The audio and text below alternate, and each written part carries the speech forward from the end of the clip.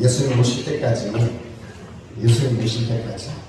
우리의 몸과 우리의 마음과 우리의 영혼이 정말 사랑 안에서 그리고 예수 그리스도의 은혜 안에서 잘 보존되었으면 정말 좋겠습니다. 오늘 말씀에서 우리의 마음을 굳건하게 하시는 주님, 우리에게 넘치는 사랑을 주신 주님, 그분이 강림하실 때까지 우리의 정의, 우리의 영과 혼과 육이 주님 앞에서 온전하게 보존되기를 원하는 이 사도 바울의 축복입니다. 오늘 이 예수님을 통해서 우리에게 주시는 이 축복의 말씀이, 그리고 오늘 이 성경 말씀이 우리의 삶과 우리의 가정 속에서 온전히 이루어지기를 소원합니다. 사도 바울은 데살로니가 교회를 생각할 때 정말 마음이 너무나 흐뭇하고 마음이 감격스러웠어요. 딱 3주 머물러 있었거든요. 그런데 그 교회가 든든하게 세워졌고 그 교회 성도들의 믿음과 사랑과 그들의 수고가 아가야 지역에 정말 그 모범적인 그러한 교회를 세워줘서 너무나 고마웠던 거죠. 그래서 사도는 이 교회를 생각할 때마다 참 감사하다, 정말로 감사하다, 더 감사한 것은 너희들의 사랑이 풍성하기 때문이다. 데살로니가후서 1장 3절에서 너희의 그 풍성한 사랑 때문에 내가 더 감사하다. 그러니까 이 데살로니가 교회가 하나님의 사랑으로 말미암아, 그리고 그 예수 그리스도의 은혜와 하나님에 대한 소망으로 말미암아 성도들 사이에 아름다운 교제가 있었고 성도들 사이에 교통이 있었다. 그리고 그들이 그리스도 안에서 성숙되는 모습은 너무나 사도 바울의 눈에 좋게 보였습니다. 그래서 바울은 이 데살로니가 교회를 생각할 때마다 정말 감사했어요. 기뻤습니다. 오늘 저와 여러분들도 살아가면서 그럴 것입니다. 누군가를 생각하면 참 감사하지, 참 기쁘지. 그런데 또 어떤 사람이 이렇게 생각하면 참 안타깝다, 이런 마음도 있을 거고. 이 사도 바울이 이 데살로니가 교회를 볼 때는 너무나 연약한데 너무나 잘 세워진 게 보면 정말 마음이 뿌듯했던 거죠. 오늘 주님이 전주 창성교회도 보시기에 성숙하는 믿음, 자라나는 믿음을 보면서 참 내가 기뻐하는 교회다. 창성교회 교우들이 서로 교제하고 신령한 교통을 나누는 걸 보니까 참 믿음 안에서 좋은 성도들이구나. 우리 예수님 보시고 이렇게 감탄하시는 우리 전주 창성교회가 되기를 주님으로 축복합니다. 우리가 교회 안에서 서로 교제하고 서로 사랑하고 또 그 사랑이 우리 안에서 점점 자라나는 것은 우리를 향하신 하나님의 뜻입니다. 우리는 이런 사랑이 우리 안에서 점점 더 성숙하고 그 사랑이 점점 자라나서 얼마만큼 바로 예수 그리스도의 장성한 분량에 이를 만큼 우리의 사랑이 자라나야 됩니다. 그 사랑이 어디서부터 시작되었냐면 오늘 설교 제목이 배가 하는 가족사랑 그랬죠? 배가 하는 가족사랑. 그러니까 가족 안에서 이런 사랑이 점점 자라나야 됩니다. 저희들 옛날에 그 코믹한 그런 프로그램에서 할머니하고 할아버지하고 이렇게 두 분이 나와가지고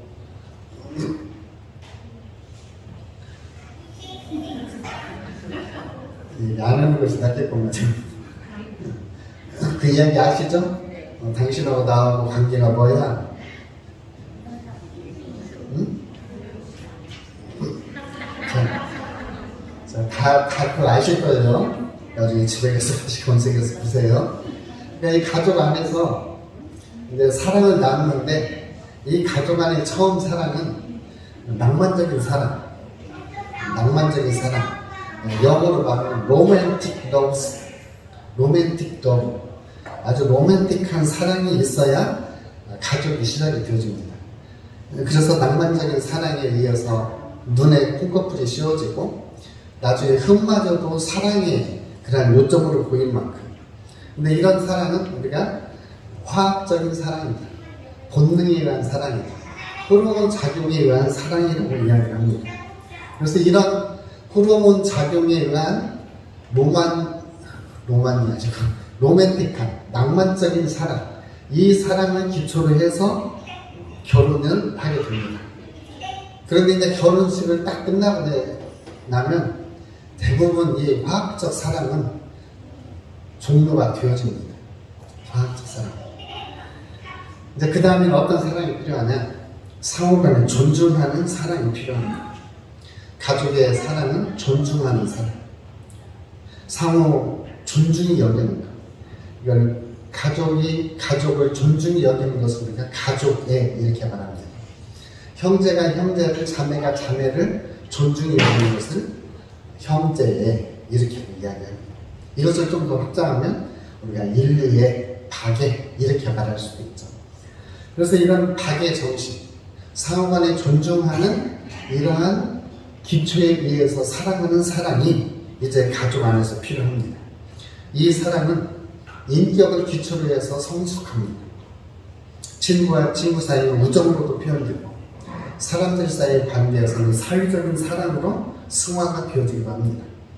가족 안에서 배우자는 신실하게 존중이 여김을 받는, 그리고 일생에 걸쳐서 믿음의 길을 가는 신실한 가장 좋은 동반자입니다. 그래서 존중이 여김이 필요합니다. 배우자가 있으신 분들은 내가 배우자를 존중히 여겨야겠다 결심하시고, 이게 바로 가족 간에 필요한 사랑입니다. 그리고 세 번째로는 이 인류 보편적인 사랑을 넘어선 가족의 삶을 가장 높여줄 수 있는 사랑은 돕는 사랑입니다. 돕는 사랑. 가족의 복제를 위해서, 가족의 웰빙을 위해서 정말 필요한 사랑은 상호간에 지지해주고 상호간에 돕는 사랑이 필요합니다. 하나님께서 예수 그리스도를 통해서 우리에게 보여주신 사랑이 바로 이 돕는 사랑이었습니다. 내어주는 사랑이죠. 예수 그리스도께서 오실 때까지 우리가 흥없게 보존될 수 있는 것은 바로 이 내어주는 사랑, 돕는 사랑, 희생적인 사랑이 바로 예수님이 오실 때까지 우리가 성숙해야 되고 승화시켜야 할 사랑입니다. 이 사랑은 대가를 바라지 않습니다. 대가를 바라기보다는 그냥 순수하게 베푸는 사랑. 이게 우리가 이제 헬라어로는 아가페 사랑 이렇게 말하죠. 아가페 사랑. 행복한 삶은 가정에서 아내와 남편이 상호간의 낭만적인 사랑을 통해서 매력을 느끼는 것도 필요하고, 더 행복한 삶은 남편과 아내가, 가족들이 서로가 존중히 여겨주는 겁니다. 존중이 여겨줍니다. 가장 행복한, 베스트 가정, 최고로 행복한 가정은 서로 돕는 사랑이 가득한 집입니다. 한 상에 둘러서 먹고 마시는데 종류는 좀 구별해서 먹고 마시는 것도 필요합니다. 구분해서 좀 먹고 마시는 것도 필요해요. 그래서 가족들이 서로가 돕는 사랑, 서로가 내어주는 사랑, 그리고 모든 사람들이 서로 존중히 여기는 사랑, 그리고 아무리 주어도 아깝지 않은 이 사랑이 가정을 가장 행복하게 합니다. 그래서 가족에게는 서로의 사랑이 필요합니다. 아낌없이 내어주어도 전혀 아깝지 않은 사랑, 아무리 많이 도와주어도 아깝지 않은 사랑, 도와주고도 더 돕고 싶은 이런 사랑이 가족의 사랑입니다. 이런 가족의 사랑을 그럼 우리가 어떻게 실천하고 이런 가족 사랑을 어떻게 우리가 더 함양을 할 수 있을까? 제가 SNS에 떠드는 소리를 한번 이렇게 찾아봤습니다. 이런 말이 나오더라고요. 하늘에 빛나는 태양처럼 당신의 눈으로 사랑을 채우세요. 말이 좀 안 맞는 것 같아요. 요새 SNS는 말이 안 맞는 게 맞아요. 말이 아주 많습니다. 그래서 저희들은 해석이 필요한데 젊은 세대는 해석 없이 그냥 바로 있더라고요. 두 번째, 공중의 새들이 노래하듯이 당신의 입술에 사랑의 언어를 채우세요. 요새 봄에 새벽에 새소리들이 많이 납니다. 당신의 입에 사랑의 언어를 채우세요. 세 번째, 당신이 구할 수 있는 모든 진실한 사랑으로 당신의 마음을 가득 채우세요. 이게 바로 사랑을 실천하기 위한, 사랑을 배가하기 위한 사람들이 떠도는 이야기들입니다. 우리는 이런 이야기를 넘어서서 우리는 그러면 성경을 통해서 어떻게 우리가 사랑을, 특별히 가족 사랑을 배가하고 우리의 사랑의 기제가 더 깊어질 수 있어요. 긍정적인 부분에서 첫째는 이 데살로니가 교회를 사도 바울이 볼 때 너무나 감사했던 거예요. 왜냐하면 이 데살로니가 교회가 하나님의 사랑을 깨닫고 그 하나님의 사랑 앞에 너무나 감사했어요.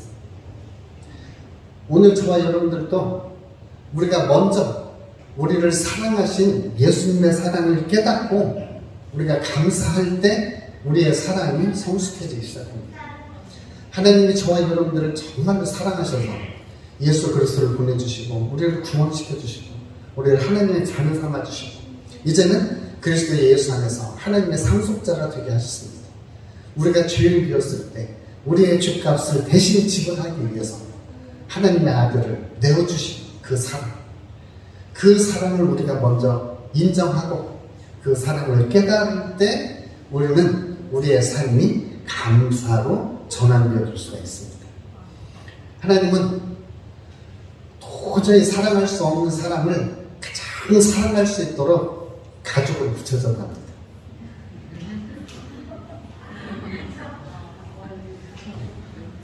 뭔 말인가 이해가 되시나요? 정말로 사랑할 수 없는 사람을 사랑할 수 있도록 가족으로 붙여주셨더라고요.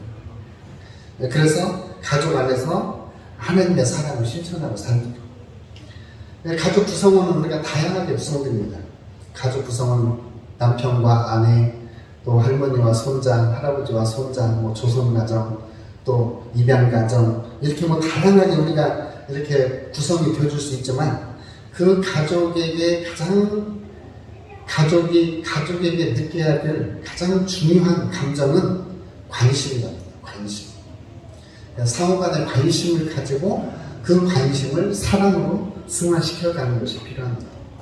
하나님 우리의 가정을 보호하시고 우리의 가정의 영적 그리고 물질적인 필요도 분명하게 채워주십니다.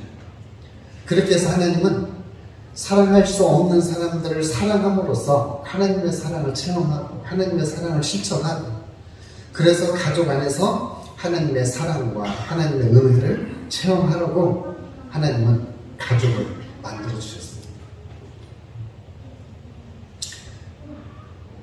우리는 그래서 가족 안에서 계속해서 감사하고 끝없이 주는 사랑, 끊임없이 내어주는 사랑, 이 사랑을 우리가 실천을 해나가야 합니다. 하나님께서 남편을 바라보시는 눈길로 아내들도 좀 남편을 바라봐야 돼요. 하나님이 내 남편 어떻게 쳐다볼까 궁금해 하실 거예요. 또 남편들도 마찬가지입니다. 하나님께서 아내를 사랑하시는 그 사랑으로 아내를 사랑해야 돼요. 하나님께서 부모를 사랑하시는 그 모습으로 자녀들은 부모를 사랑합니다. 또한 내리 사랑을 말하지 않아도 다 하는 것입니다. 그래서 우리는 가정 안에서 이런 하나님의 사랑을 배우고 실천하면서 우리의 사랑이 더 성숙해가게 되는 것입니다. 그리고 우리가 이렇게 가족 안에서 사랑을 더 느끼고 우리의 사랑이 성숙하기 위해서는 자기 존중감이 필요합니다. 건강한 자존감이라고도 말할 수 있습니다. 건강한 자존감. 내가 나를 어떻게 보는가? 내가 나를 어떻게 보는가? 그러니까 내가 하나님이 나를 보시는 관점으로 나를 봐야 되는데 내가 나를 볼 때 잘못된 시각으로 볼 수 있어요. 이렇게 놀이공원 같은 데 가서 보면은 블록거울도 있고 이렇게 오목거울도 있고 평거울도 있고 그러죠? 대부분 블록거울 앞에 가서는 잘 안 씁니다. 왜냐하면 허리는 이만큼 나오고 엉덩이는 이렇게 나오고 그러니까. 근데 이렇게 좀 날씬하게 나오는 거울 앞에 가서는 다 서죠. 그런데 이렇게 우리 삶이 왜곡되게 나오는 거울 앞에는 잘 안 서요. 왜냐하면 그 왜곡되어 있기 때문에 그렇습니다. 그러니까 내가 나를 볼 때 왜곡되어져 있으면 나를 하나님이 보시는 모습으로 하나님의 사랑을 받는 존재고 예수 그리스도의 생명을 내어주고 값주고 사는 존재로서의 나를 바르게 인식을 해야 되는데 바르게 보지를 못하는 거예요. 그래서 자기 자신을 바르게 보는 게 필요합니다. 자기 존중감, 건강한 자존감이라고 말할 수 있습니다. 자기 스스로를 존중 여기는 것. 예수님께서 내 이웃을 내 몸과 같이 사랑하라고 말씀하셨어요. 내 이웃을 내 몸과 같이 사랑하려면 내 자신을 바르게 사랑하고 그 바른 사랑으로 이웃에게도 사랑을 표현을 하라는 거죠. 그래서 우리 자신에 대해서 건강한 자존감을 계속해서 갖는 것도 필요하고 또 자기를 존중히 여기는 것도 필요합니다. 예를 들자면 저도 그냥 집에서 밥 먹을 때 아내도 없고 한나도 이렇게 안 오고 할 때 제가 집에서 밥 먹을 때 그냥 이렇게 반찬가루 통째로 갖다 놓고 김치통, 깍두기통, 뭐 그냥 통째로 갖다 놓고 그냥 먹으려고 할 때도 있어요. 그런데 그때 내 스스로 나를 한번 존중히 여기보자 해서 접시 꺼내가지고 김치 내가 먹을 만큼 8조각 이렇게 좀 사용했고 깍두기 이번에 10개 먹어야 될 때 깍두기 10개 이쁘게 담아놓고 우리 반찬 또 뭐 있죠? 멸치볶음 있으면 멸치볶음 조금 담아놓고 딱 일식 3찬으로 차려서 품위 있게 한번 먹어보려고 합니다. 내 스스로를 내가 존귀히 여기고 싶어서 내 스스로를 내가 존귀히 여기고 싶어서 그래서 내가 나 스스로를 존귀히 여길 때 내가 다른 사람들도 존귀히 여기고 다른 사람들도 사랑할 수가 있어요. 그래서 우리 자신이 나를 볼 때 내가 보는 관점으로 보는 것이 아니라 예수님이 나를 보시듯 예수님이 나를 사랑하시듯 나도 나를 사랑해야 돼요. 예수님이 나를 하나님의 자녀로 보는 것처럼 나도 하나님의 자녀로 나를 봐야 돼요. 예수님이 우리를 격려해주고 우리에게 용기를 북돋아주는 것처럼 나도 나 자신을 향해서 용기를 주고 격려해주고 힘을 북돋아주는 이런 관점이 필요해요. 예수님이 나에 대해서 기대를 가지고 있다면 나도 예수님이 나에 대해서 기대하는 그 기대에 부응하기 위해서 내 스스로도 최대의 노력을 해서 최고의 기대를 성취하려고 나가는 겁니다. 이럴 때에 우리의 사랑은 더 성숙해요. 우리의 사랑은 자라나는 것입니다. 내 자신을 더 존귀히 여기시고 내 자신을 귀중하게 여기는 이러한 자리에 서야 됩니다. 오늘 저와 여러분들도 귀중한 존재입니다. 우리 옆에 분한테 한번 말씀해서 당신은 정말 귀중한 존재입니다.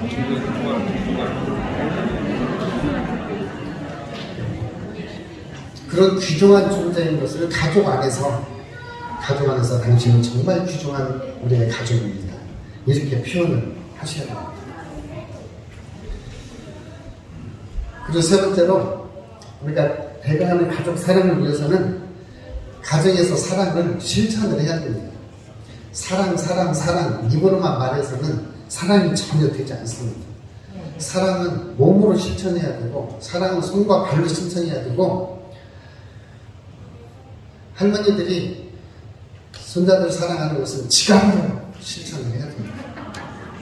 지갑이 열리지 않으면 절대 사랑을 잘 느끼지 못합니다. 맞죠? 손자들 막내딸 안 왔네. 어딜 간 거예요. 이 사랑은 실천이에요. 어느 이렇게 교회 모임에서 장로님이 젊은 청년에게 정말 사랑을 실천해주고 커피도 대접해주고 간식도 주면서 용기를 북돋아줬어요. 그래서 이 청년이 친척에 있다가 그 장로님의 격려와 위로를 받고 다시 공부를 시작해서 늙음하게 국제 변호사가 됐어요. 그래서 나중에 그 장로님 그때 나를 가르쳤던 선생님한테 카드를 보내면서 카드에다가 하나 더 요새는 그 카톡으로 선물을 많이 보내대요. 처음에 선물을 어떻게 받아야 되는지를 몰라가지고 방송시킨 경우도 있었어요. 그런데 이것을 지금은 어떻게 할 줄 알긴 합니다. 카카오뱅크로 돈을 보냈는데 이걸 카카오뱅크가 설치가 안 돼가지고 돈이 안 들어오는 거예요.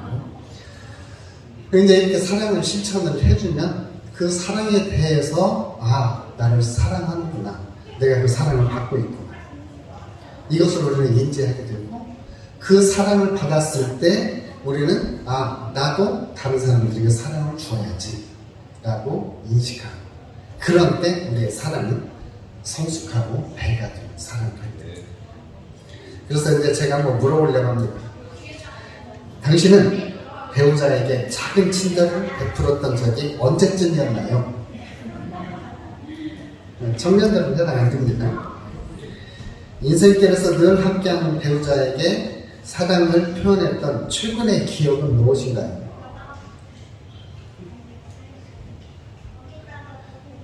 사랑은 상대가 받는 것으로 사랑을 표현해줘야 합니다.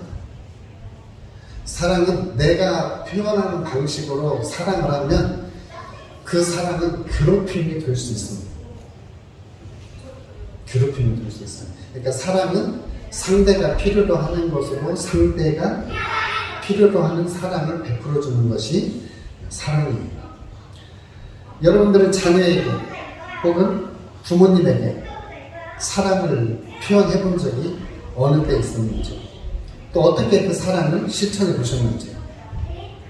사랑은 친절이고 사랑은 실천입니다.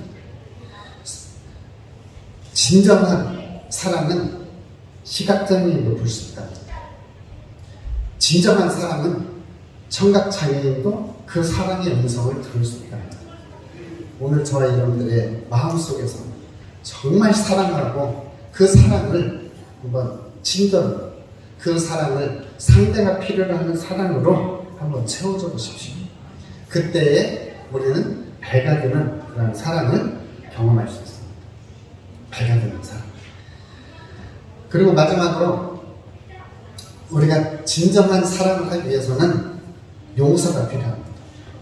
우리는 용서로 가족 사랑을 배가해야 합니다. 제가 지난주에 읽었던 책 가운데 하나가 이 시대에도 철학은 필요하다. 그래서 실존주의 철학가 중에 하나인데 이름은 제가 기억을 잘 못해요. 이름을 기억하지 못하는데 실존주의 철학자 중에 한 분이 이런 말을 했더라고요. 용서에 대해서 이야기를 하면서 용서는 절대로 용서할 수 없는 사람을 용서하는 것이 용서다. 말에 어폐가 있죠. 용서할 수 없는 것을 용서하는 것이 진짜 용서다. 가족 안에서도 서로를 친절하게 여기는, 서로를 불쌍히 여기는, 서로를 긍휼히 여기는, 서로 용납하고 용서하는 것을 그리스도께서 우리를 용납하시고 용서하시는 것처럼 이렇게 사랑을 실천할 때 가족들은 더 큰 사랑을 경험하고 가족들은 사랑을 배가할 수 있습니다. 제가 푸틴 때문에 좀 고통을 받지만 푸틴이나 시진핑 때문에 막 우리가 직접 고통을 받지 않죠. 막 지금 짐을 싸서 막 떠나야 되는 이 정도는 아직은 아니잖아요. 가장 가까이 있는 가족들에 의해서, 가장 가까이 있는 교우들에 의해서 우리는 힘들고 고통스러울 때가 있습니다. 바로 그때가 어느 때냐? 그때가 성경적인 방법으로 용서하고 성경적인 방법으로 사랑을 베풀 때라는 것입니다. 내 안에 사랑이 없다고 하는 것을 본인이 스스로 느낄 때 내가 이때가 사랑을 줄 때입니다. 우리가 은행 잔고는 받아서 늘어납니다. 은행 잔고는 받아서 축적해야 늘어나요. 근데 사랑은 주어야 늘어납니다. 사랑을 베풀어야 내 은행 사랑 잔고가 올라갑니다. 내가 퍼주는 만큼 내 은행 잔고, 사랑의 잔고가 높아갑니다. 그렇게 사랑의 잔고가 높아가는 그 길이 뭐냐? 바로 용서라고 하는 것입니다. 그래서 용서를 데이비 시멘드라고 하는 분은 또 그렇게 말합니다. 용서는 보복을 포기하는 것이다. 그러니까 예수님이 그 모든 보복을 다 포기했죠. 자기를 찌른 자를 향해서 저들이 하는 것을 알지 못해서 저렇습니다. 예수님은 다 용서하셨어요. 그래서 우리 가족 안에서 이런 용서, 끊임없이 베푸는 사랑, 이것을 통해서 우리의 가족이 더 배가는 사랑으로 성숙하고 자라날 수 있다. 우리 모두에게는 다보물이 있습니다. 우리 모두에게는 다른 사랑에 대한 그리움들이 있습니다. 사랑에 대한 그리움들. 그 그리움에 대한 사랑, 사랑에 대한 그리움, 그리고 우리 모두에게 필요한 이 사랑을 하나님이 우리에게 채워주시기를 원하시는데 그 사랑의 통로로서 가족을 하나님이 사용하신다는 거죠. 하나님이 그 사랑의 통로로서 교우들을 사용하신다는 겁니다. 물론 요즘 젊은 세대들에게는 우리가 사랑의 관심을 좀 왜곡되게 받아들여서 간섭으로 받아들이기도 해요. 사랑의 관심을 간섭이라고. 그럴 경우는 좀 수정하는 것도 필요하지만, 그래도 보편타당하게 이해할 때 우리 모두는 용서와 끊임없는 사랑의 공급, 이것을 통해서 우리 자신들이 신앙으로 성숙하고 가족의 사랑이 배가 되어지고, 그러면서 우리의 가정도 더욱더 사랑이 넘치는 가정으로, 예수님이 원하시는 가정으로 확장되어지고, 예수님이 원하시는 가정으로 든든히 세워질 것입니다. 우리는 우리의 삶의 다양한 영역에서, 물론 가정에서도 당연히 필요하고요, 우리가 속해 있는 구역이라든지 우리가 속해 있는 직장과 사업장에서도 우리는 사랑의 실천을 확장할 수 있습니다. 하나님이 우리의 마음속에 부어주는 그 사랑을 다시 한번 우리가 확증을 하고, 성령 하나님께서 내 안에서 다른 사람들에게 실천하기를 원하는 사람, 다른 사람들에게 베풀어 주기를 원하는 사람, 함께 공유하기를 원하는 그 사랑을 우리는 공유하는 것이 필요합니다. 하나님의 사랑을 가족 안에서 적용하고 실천할 때, 그리고 실제적으로, 인격적으로 우리가 그 사랑을 실천하고 그 사랑을 주고받을 때, 우리의 가족은, 그리고 우리의 가정은 정말 사랑 위에 세워지는 가정, 그리고 정말 주님이 원하시는 가정, 그 가정으로 되어질 것입니다. 하나님 우리를 사랑하십니다. 하나님 우리를 사랑하시면서 하나님 우리에게 또 말씀하십니다. 내가 너에게 준 사랑을 네가 가족 안에서, 아까 가족은 뭐라고 그랬어요? 도저히 사랑할 수 없는 사람을 사랑하도록 묶어준 것이 가족이다. 그래서 가족을 사랑하고 그 가족 사랑을 통해서 가족의 배가 되는 사랑의 공동체로, 예수님이 원하시는 가정 공동체로 잘 성숙하시길 주님으로 축복합니다. 기도하겠습니다. 아버지 고맙고 감사합니다. 우리의 가정이 배가 되는 가족 사랑으로 예수님이 원하시는 사랑의 공동체, 성숙하는 공동체 되게 하여 주옵소서. 예수님의 이름으로 기도합니다.